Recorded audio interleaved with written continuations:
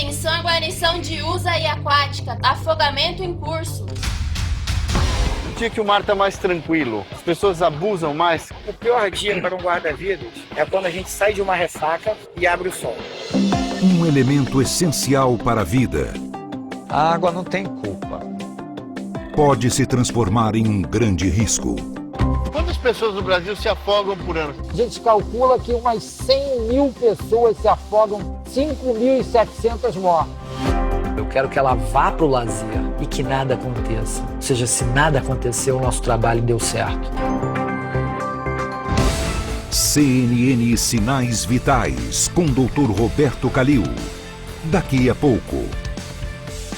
Só na CNN. Vários, e aí em 2007 eu ganhei a cessão de uso desse prédio. Foram 4 anos de obra, inauguramos em novembro de 2016, pouquinho depois da Olimpíada. Por exemplo, aqui se iniciava. Oi, bom dia. A gente teve que mudar várias coisas aqui nesse... Claro. Eu vou te mostrar o tanque de Moreias. Sabe quando que eu vou entrar no tanque de Moreias de Tubarão? Nunca, Vitor. Tá. Cadê o Sérgio? Fechado. Bora, Sérgio.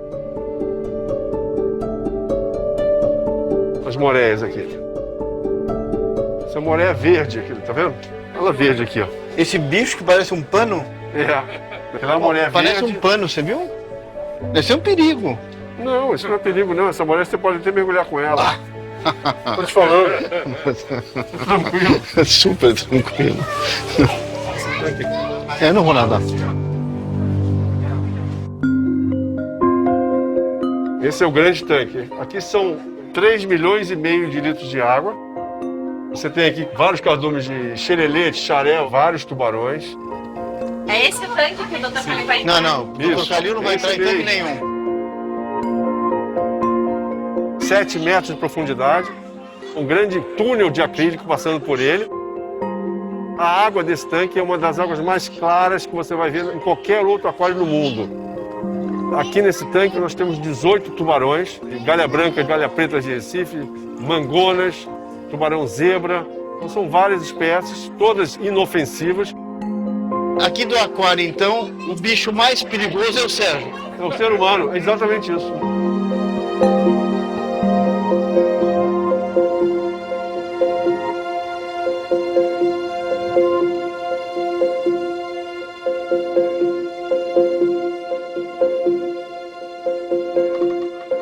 Vamos acessar então agora a área onde se entra nesse grande tanque, onde você vai entrar daqui a pouco, não é isso? Onde o Sérgio vai entrar daqui a pouco. Nós vamos entrar. Quem é o Davi Spilman? Davi Spilman é meu irmão mais velho, um médico maravilhoso e um maior especialista em salvamento aquático, diria você, do mundo.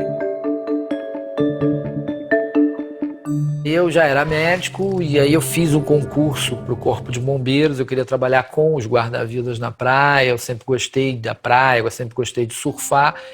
E aí juntou uma coisa com outra. A gente sempre quer trabalhar com o que a gente gosta, né? E percebi que muito pouca coisa existia na área de afogamento.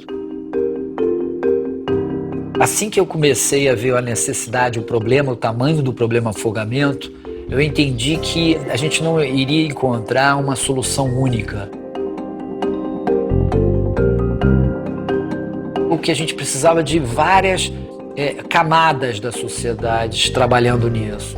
Então, quando a gente fundou a Sociedade Brasileira de Salvamento Aquático, a Sobrasa, em 1995, foi um compromisso que eu assumi.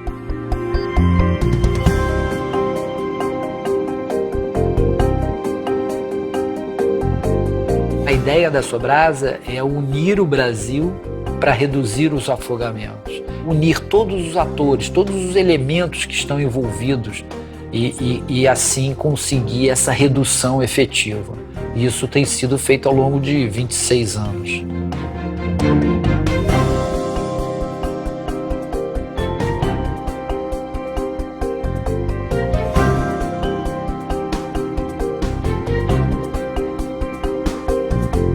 É muito importante a gente entender o que fazer.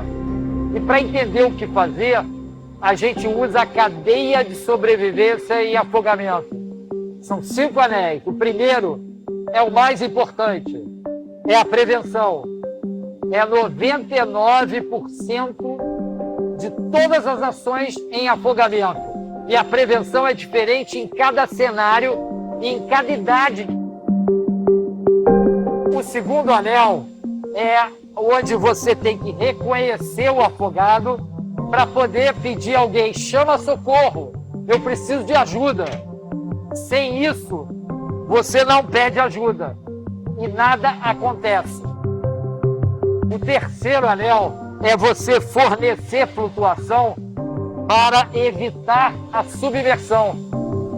É muito comum a gente achar que o cara está se afogando, eu tenho que entrar na água para ajudar. Não. Eu tenho que fornecer uma boia. Aí pode ser uma PET de refrigerante, uma bola, uma prancha, um espaguete, ou um isopor, qualquer coisa que possa flutuar. E flutuando a via aérea, que é o mais importante. É isso que eu quero tirar de dentro da água, a via aérea, e não o corpo. Forneceu flutuação, agora você vai remover da água. Se você não souber nadar, você não remove, você nem entra na água. Você espera 193 que você ligou para vir remover e tirar de dentro da água. Tá? Porque 2 brasileiros morrem afogados todos os dias tentando salvar outra pessoa. Então o ideal é só entrar na água se a gente tiver muita confiança ou com material de flutuação. E por último, se tudo deu errado, a prevenção falhou, você forneceu flutuação, mas a coisa está crítica, você vai ter que fazer primeiro socorro.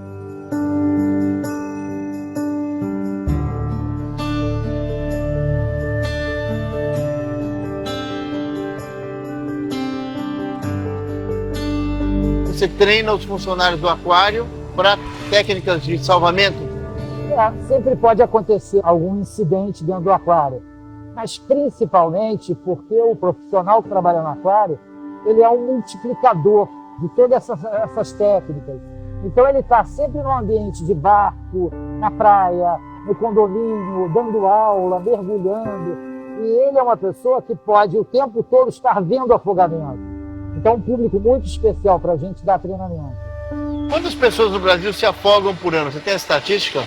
A gente calcula que umas 100 mil pessoas se afogam todos os anos. 100 mil pessoas? 100 mil. No Brasil? Isso, 5.700 mortes. Nossa Senhora. Porque aqui temos um dos maiores especialistas em técnicas de salvamento e afogamento.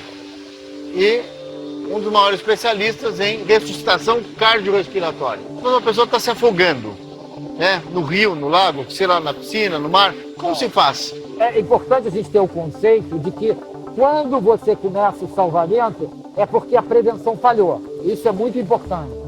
Falhou a prevenção, a primeira coisa é reconhecer que está acontecendo um afogamento. Não é simples. A pessoa não acena por socorro. Pelo contrário, ela se afoga em silêncio. E ela se afoga muito rapidamente. E em 2, 3 minutos, ela está em parada cardiorrespiratória. Muitas vezes, quando você está se afogando, você está absolutamente desesperado e você vai puxar a pessoa para se afogar junto com você. É uma tragédia, né? Porque em 3 minutos lá embaixo, você já entra em parada cardiorrespiratória. O afogamento não perdoa. Ele é silencioso, muito rápido, muito crítico. Sérgio, o que muda uma parada cardiorrespiratória no metrô e no mar? Tem mudanças importantíssimas. Em primeiro lugar, que no afogamento, a parada ela começa com uma parada respiratória. Então nós temos aí uma hipóxia, nós temos uma falta de... O oxigênio está lá embaixo. Diferente do infarto que você tem, para o coração. Exatamente. De 1 a 9 anos de idade, o afogamento é mais comum em piscina. 53% das mortes por afogamento na faixa de 1 a 9 anos ocorrem dentro de casa.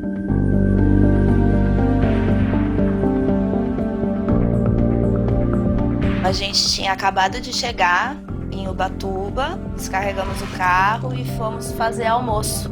para poder dar para as crianças.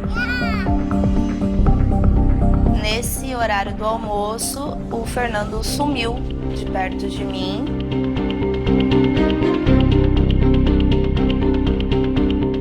E já encontramos ele lá na piscina.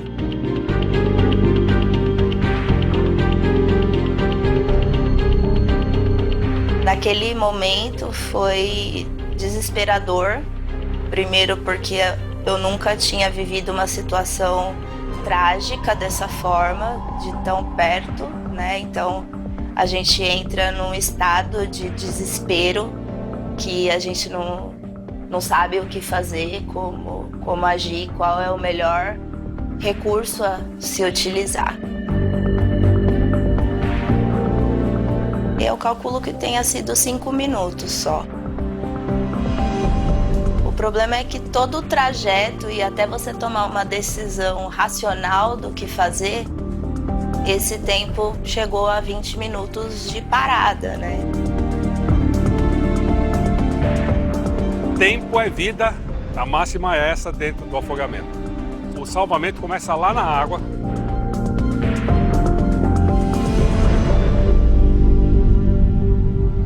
Depois que ele foi ressuscitado, quando a médica falou ele está vivo, mas respira com a ajuda de aparelhos, na minha cabeça no dia seguinte a gente já podia ir para a praia. Então essa ignorância me protegeu desse sofrimento de saber o que estava por vir, né? E nossa, chegar em casa foi um sentimento ambíguo. Porque, de um lado, foi a alegria de, depois de 4 meses ali entre a vida e a morte, né? A gente concretizar esse milagre de trazer ele para casa vivo. Ao mesmo tempo, também, a gente não sentia que tinha a menor competência para fazer isso, né? Para lidar com as peculiaridades que ele agora tinha.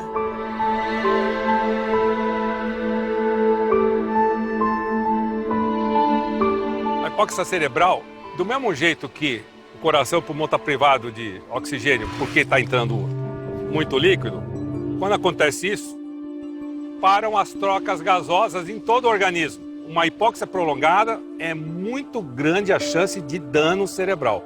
No terceiro minuto você já existe um grau de hipóxia cerebral.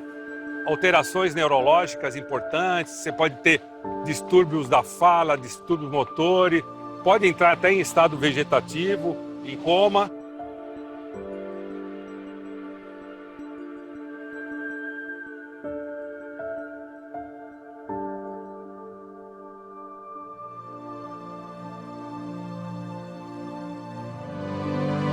Fui parar assim numa depressão profunda e foi então que eu descobri que eu precisava encontrar pessoas que me dissessem que não, que era possível, sim, que a gente ia recomeçar e tudo mais. E comecei a procurar essas famílias que tinham passado pela mesma situação que a gente. Foi daí que começou o grupo de apoio História de Milagre. O grupo é formado por famílias de crianças sobreviventes de afogamento ou outro tipo de falta de oxigenação. Esse grupo foi onde eu encontrei o meu perdão próprio. Eu não conhecia nada, não sabia nada sobre pessoas com necessidades especiais. E descobri que o maior problema das pessoas com necessidades especiais é a falta de acesso à informação. O Fernando é uma criança iluminada. Você sente que realmente aconteceu uma coisa divina ali, sabe? Ele continua uma criança muito inteligente, como era. Continua muito brincalhão, sorridente. Ele é uma criança feliz. Fui além do que eu deveria. Na praia de Copacabana, o mar estava bem maior do que eu estava acostumado. A situação estava bem crítica e eu senti alguém me agarrando e era meu pai. Me salvou naquele momento, né? E isso me impactou muito. Nosso maior desafio é convencer as pessoas de que ninguém está blindado para o afogamento. Só que eu não consigo entregar esse programa para as pessoas se elas não estiverem convencidas de que o afogamento pode acontecer com elas ou com um filho, né, ou com um parente próximo. Quando eu consigo convencer elas, aí eu consigo entregar. E para isso eu preciso de muitas pessoas envolvidas. Eu preciso envolver mergulhadores, surfistas, nadadores, pais, né, babás, professores de creche, professores de escola, professores de natação.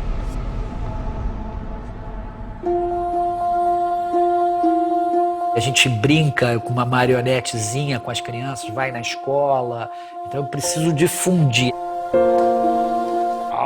Prevenir é salvar, educar para não afogar. E para os papais que estão assistindo a gente, o que você pode dizer? Meus amigos, não deixem nunca sua criança sozinha perto da água.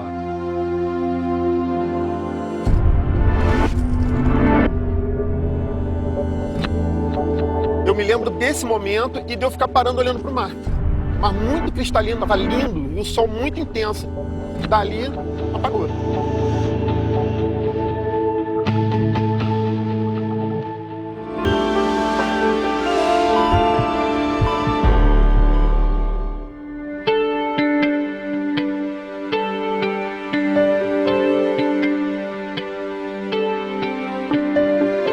Bom dia. E aí? Vamos lá?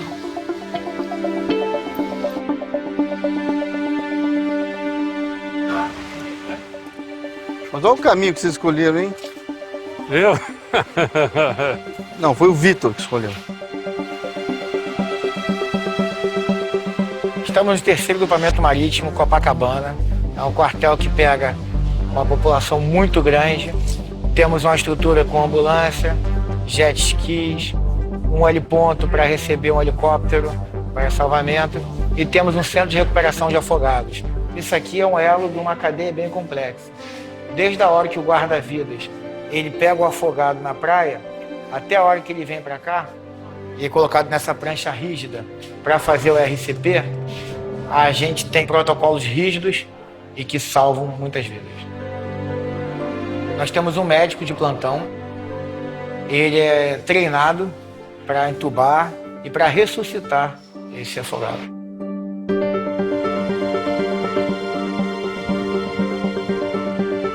Bom dia, bom dia. Bom dia. Tudo bem? Bom dia, tudo bem? Calil, oi João Paulo.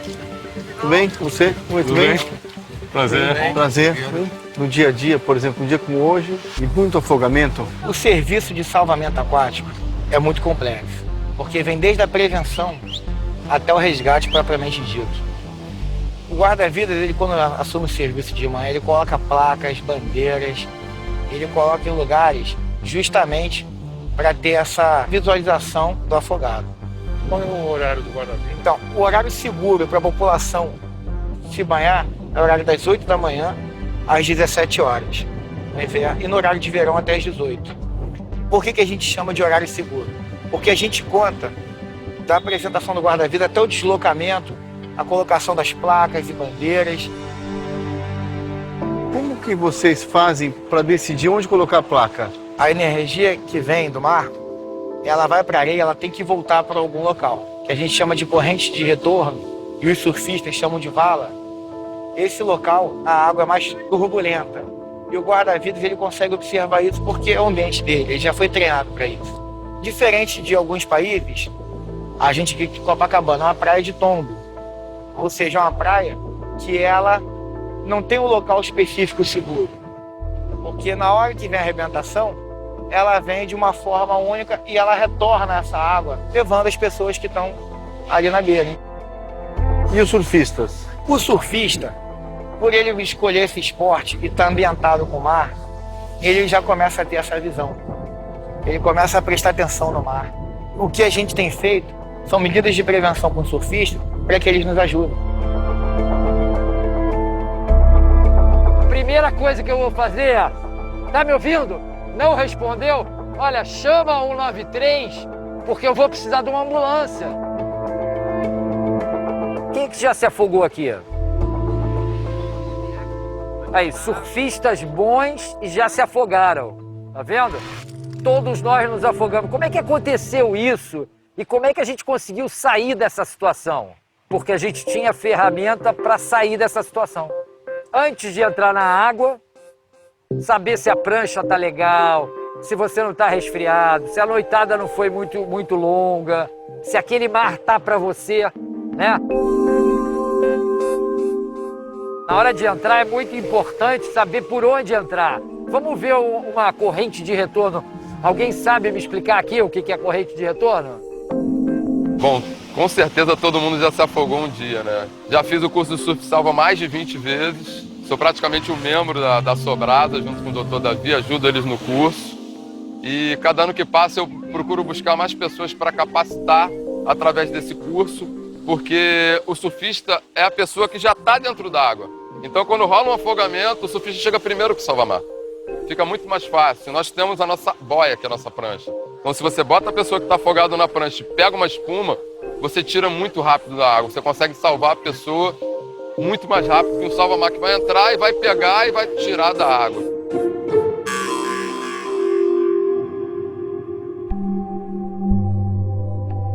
Eu estava começando a querer me preparar para fazer triatlon. Aí eu comecei a nadar no mar com mais frequência. Eu vinha do Leme nadando até Copacabana.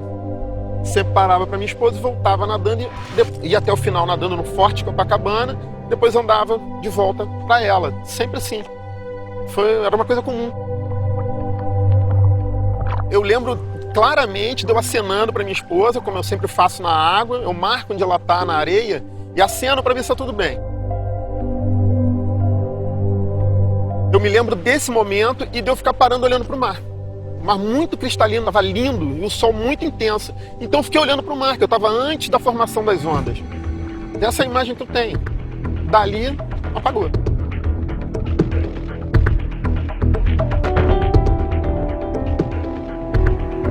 Tem vários meninos que pegam onda lá e ele me puxou para a prancha dele e ficou acenando um tempão, desesperado. Aí sim o guarda-vidas entrou na água para me puxar e começar a fazer os primeiros socorros na areia. Eu fui entubado no próprio Miguel Couto. Eu fui de UTI móvel, não pude sair numa ambulância convencional para o Copador. E lá eu fiquei internado em coma por 5 dias. A médica tentou preparar minha esposa falando, ó, ele hoje tem 10% de chance de sobreviver. O homem se afoga e morre 7 vezes mais do que a mulher. Mas na faixa etária de 21 a 24, ele se afoga e morre 21 vezes mais do que a mulher. Foi uma falta de atenção da minha parte por causa do sol muito intenso. A sensação térmica no dia era de 50 graus. Eu fiquei muito tempo com a cabeça fora da água, flutuando. E quando eu voltei, aí é um hábito meu, que eu gosto de pegar conchas para minha esposa no fundo. Então, quando eu volto a nadar, eu vou, toco o fundo e volto. Só que eu não me lembrava que nessa época do verão passa realmente uma corrente fria. Só que como eu estava no fundo, então você tem uma parte quente e uma parte bem gelada. Quando eu bati ali, eu apaguei. Como se fosse um disjuntor mesmo, desarmando de luz.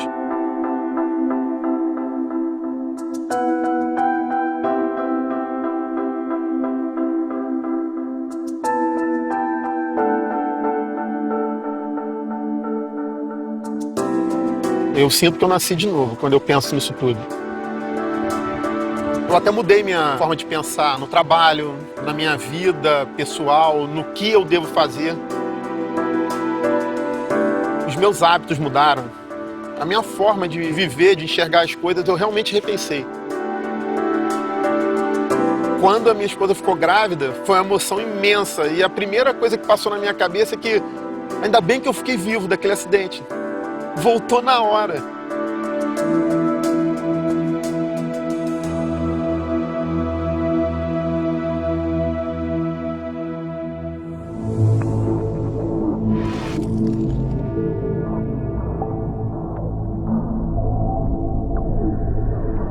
Já tinha mergulhado com tubarão antes?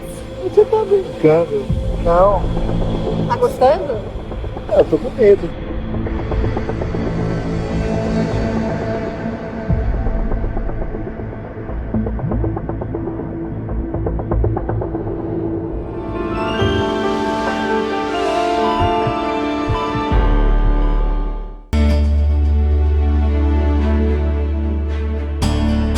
Você vai cair daí, vai dar trabalho pro, certo?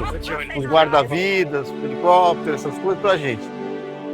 Coronel, praia é o local de maior índice de afogamento, ou piscina, lagos ou rios? O índice de óbitos, a praia está em 7º lugar. 7º lugar? É, em óbitos por afogamento. Rios, lagos e lagoas, o índice de óbitos é muito maior. Porque a maioria não tem guarda-vidas ali. Não tem guarda-vidas. E o público também é um público que não tem um perfil de nadador. A partir de 10, 12 anos, os afogamentos ocorrem em áreas naturais. Rios, lagos e represas e praias. Locais que tenham menos vigilância. Por isso que as praias hoje em dia, embora ocorram o maior número de salvamentos, elas têm o menor número de óbitos. Os óbitos ocorrem principalmente na água doce. 75% dos óbitos ocorrem em rios, lagos e represas. E ocorrem nesses locais porque esses locais não têm guarda-vidas. E nunca vai ter guarda-vidas suficiente para cobrir todos os locais. Não atendo ficha, respondo uma ocorrência. Meu paciente não me procura, vou até ele. Minha maca está no solo, seja lama ou asfalto. Visto macacão e joelheira. Meus irmãos usam farda. Deus me deu a grande oportunidade de me ajoelhar diante do meu paciente. Meu nome é Grau Resgate. Obrigado, senhor. Assim que você se sente? É uma grande oportunidade. É assim que eu me sinto.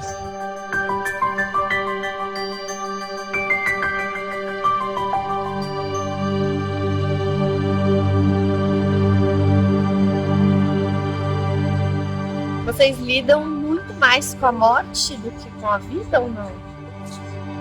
Não, a gente lida com a vida na beira da morte.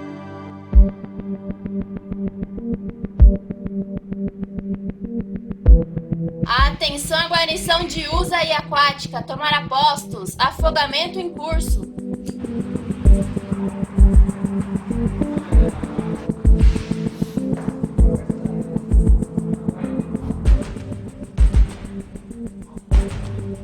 Para o médico no hospital, a vítima vai a ele, nós vamos à vítima. E são os primeiros momentos onde a gente pode obter sucesso, né? Então tem que ir.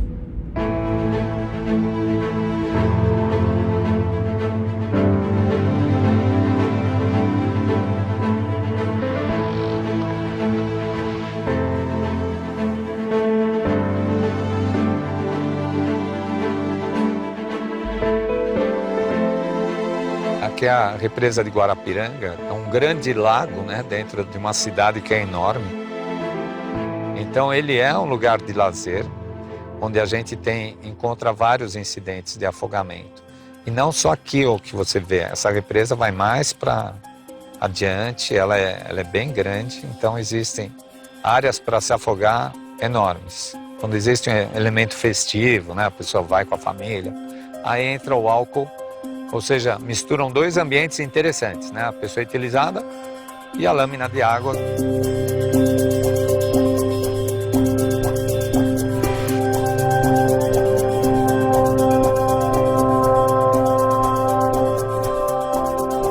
A água não tem culpa. A água é um elemento necessário. A gente é composto de água de 70%. Só que a gente não consegue lidar com ela dentro dos pulmões, né? Nós não somos anfíbios. Tentar assumir a inteligência do processo, que é muito difícil, porque o pânico acelera a pessoa. Teve uma vez que eu cheguei a falar num canal de TV que a pessoa tinha que manter a tranquilidade e boiar e pensar, e boiando você conseguir, com o movimento de braço, principalmente águas como essas que não tem corrente, né? Água de represa, lago, e remando com o braço. teve um caso que um velhinho se manifestou num outro programa, um senhor de idade, que falou, eu ouvi, aí eu estava me afogando, eu acalmei e fiz. A gente encontra muito também o afogamento de quem quer ajudar. Isso é tão grave ou pior do que o próprio afogado. Então jamais você se aproxima da pessoa, você tem que lançar um elemento flutuador para ele. Uma garrafa PET, uma corda, se tiver uma corda, ou alguma coisa que você consiga esticar até ele para que ele não agarre em você. Ele vai segurar em você e vai afundar você. Então não dê a sua mão, não tente ampará-lo porque você vai se afogar junto com ele.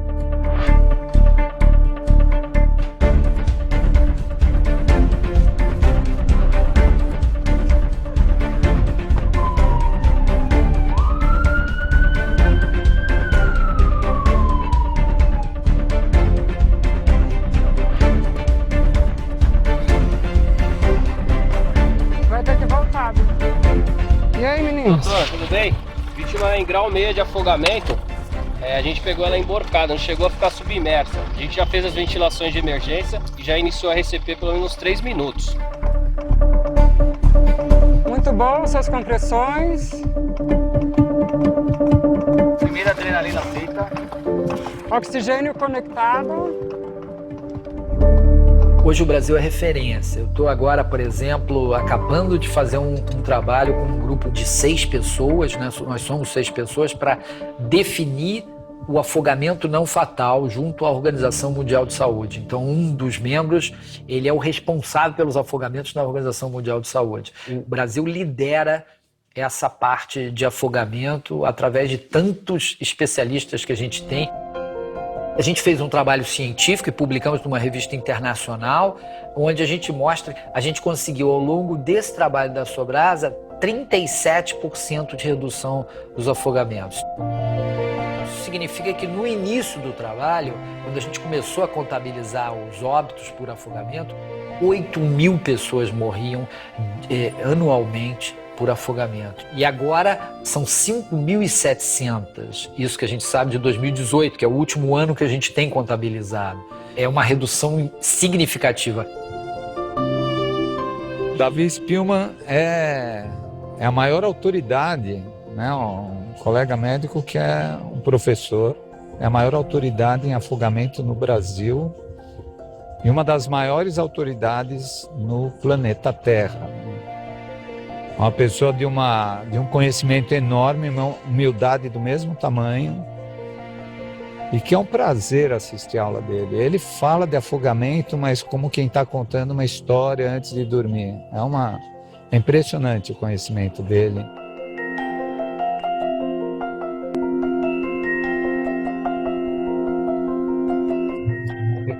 Muito legal, quer dizer assim, eu quero que a pessoa vá e que ela volte.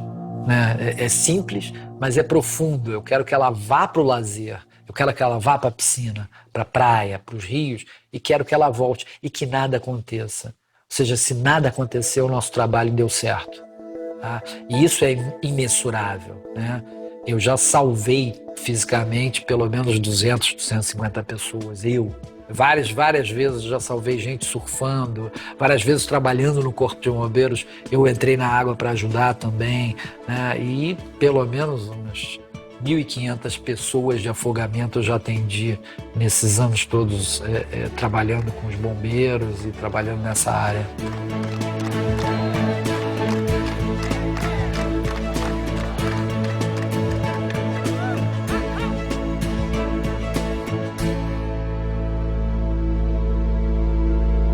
Obviamente, com essas medidas todas, o número de afogamentos reduziu bastante. De óbitos, principalmente, não? A gente teve uma redução estatística de 2017 para 2019. A gente utiliza o verão de 2019 porque foi antes da pandemia. Foi o último verão antes da pandemia para a gente utilizar um dado estatístico, porque realmente, depois da pandemia, teve a proibição, né, das praias. Então a gente não pode utilizar um dado como certo. Mas em 2017 a gente estava com 50 mil. No verão 50 mil afogamentos. Afogamentos por ano. Por ano.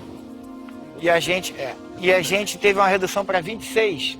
Obrigado, Coronel. Parabéns pelo trabalho de vocês. Né, Sérgio? Incrível. Impressionante, incrível. Esse pessoal recorda vidas.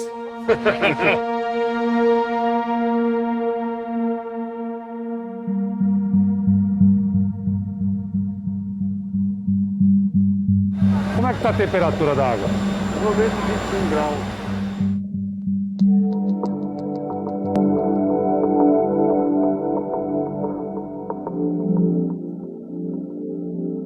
Tá brincando? Não. Tá gostando? Eu tô com medo. Mas tá. É uma experiência, no mínimo, diferente. É, uma vez na vida e acabou.